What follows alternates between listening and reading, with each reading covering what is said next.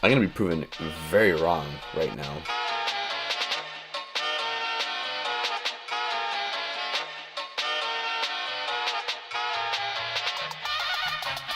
One, two, three, jump!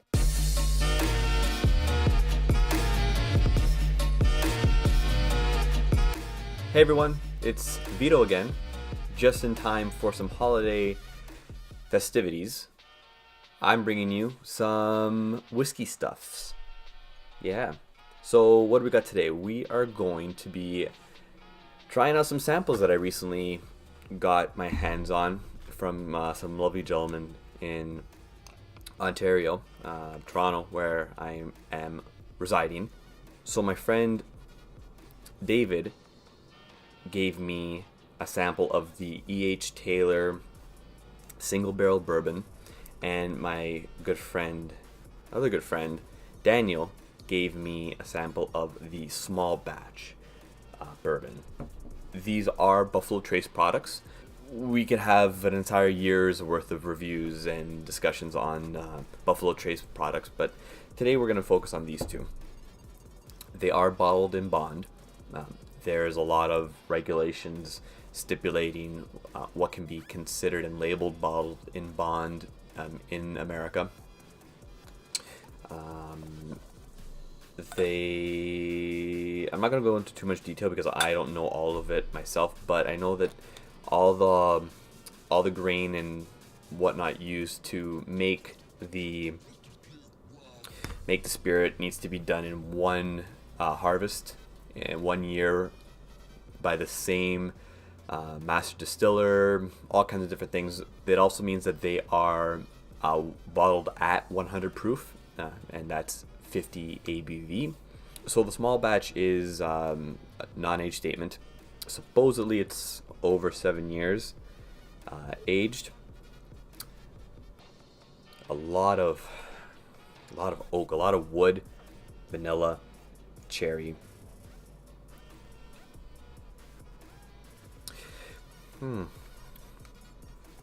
Wow.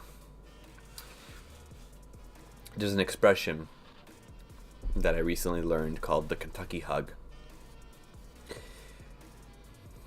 And it's that warming sensation that you get, that you're being embraced and warm from the core. Ooh, this single barrel is really nice. Oh, some nice vanilla and caramel. A little bit, almost like a French vanilla ice cream with caramel sauce drizzled over it. Comes up on the nose now that I've got that sort of base taste. Cherries coats the mouth really nicely. The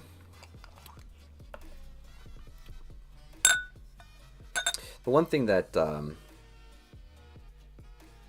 I wish I was better at was recognizing and being able to kind of delve deeper into tasting notes on the spot, which is what I'm trying to do here.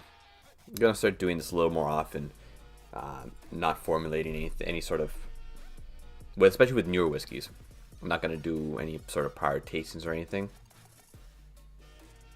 So right away, the single barrel,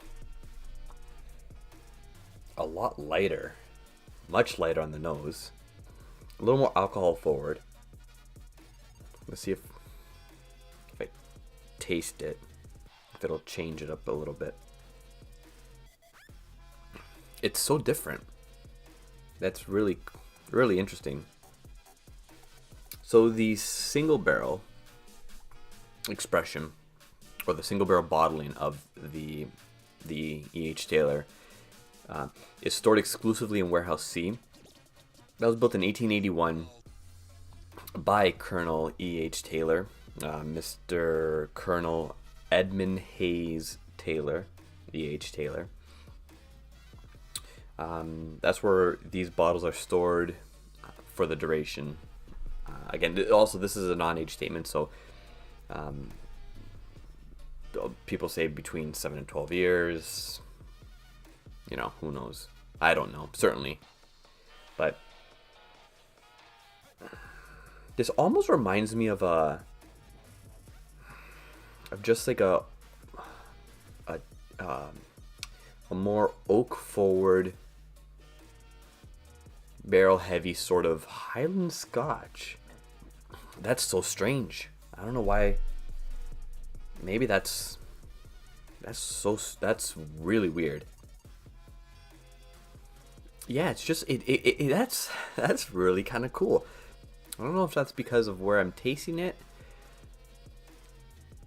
side by side with the single barrel, the small batch, but it's really all together and round. There's a bit of floral and butteriness to it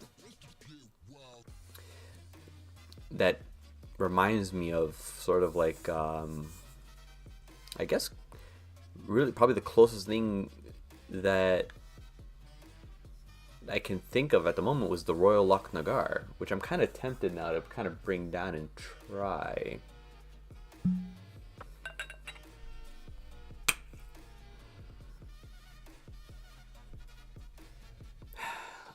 It's not too... Other than that, when you go underneath everything else, it's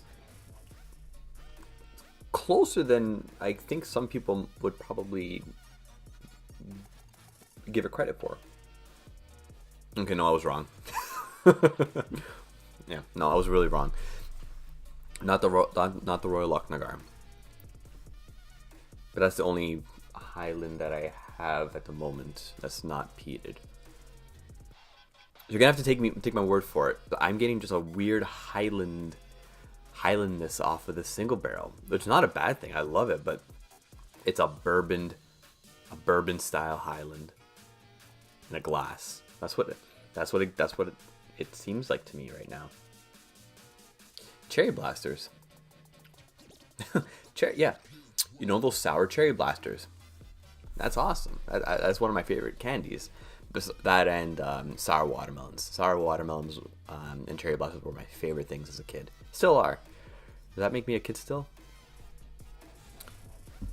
I'm really enjoying this single barrel a lot. The small batch is good. Just kind of reminds me of the typical super sweet